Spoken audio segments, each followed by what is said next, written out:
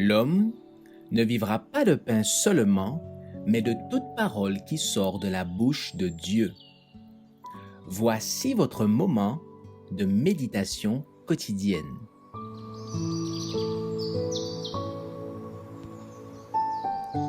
Maranatha.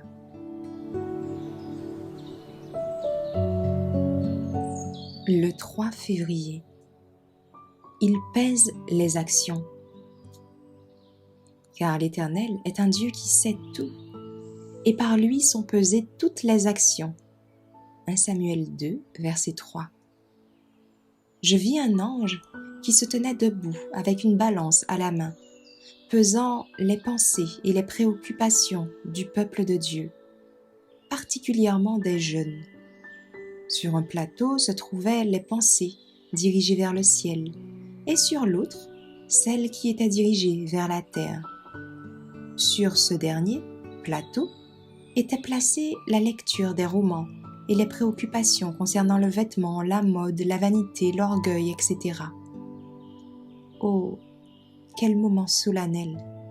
Les anges de Dieu tenaient leur balance et pesaient les pensées de ceux qui se disent ses enfants et prétendent être morts au monde et vivants pour Dieu. Le plateau chargé de pensées terrestres s'abaissait rapidement. Celui où l'on mettait les pensées dirigées vers le ciel s'élevait aussi rapidement que l'autre s'abaissait. Comme il était peu chargé. Je peux dire ce que j'ai vu, mais je ne pourrai jamais rendre la vive et solennelle impression que cela fit sur mon esprit. L'ange dit : de telles personnes pourront-elles pénétrer dans les demeures célestes ? Non, jamais. Dis-leur que leur espoir est vain et que si elles ne se repentent aussitôt, elles périront. Je vis que beaucoup se mesurent entre eux et comparent leur vie à celle des autres. Ceci ne doit pas se faire.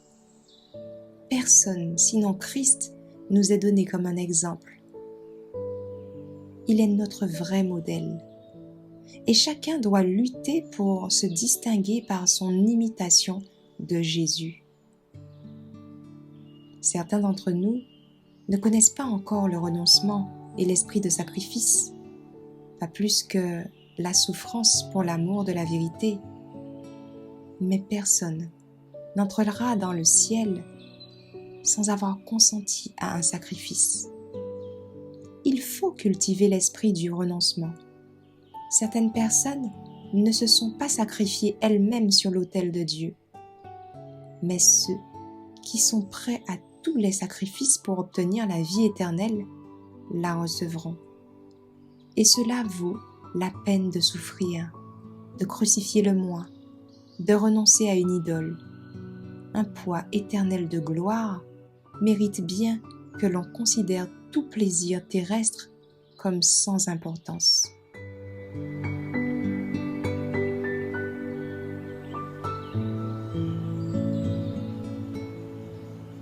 Merci d'avoir écouté cette présentation. Assurez-vous de nous rejoindre demain pour votre moment de méditation quotidienne avec lereste.org.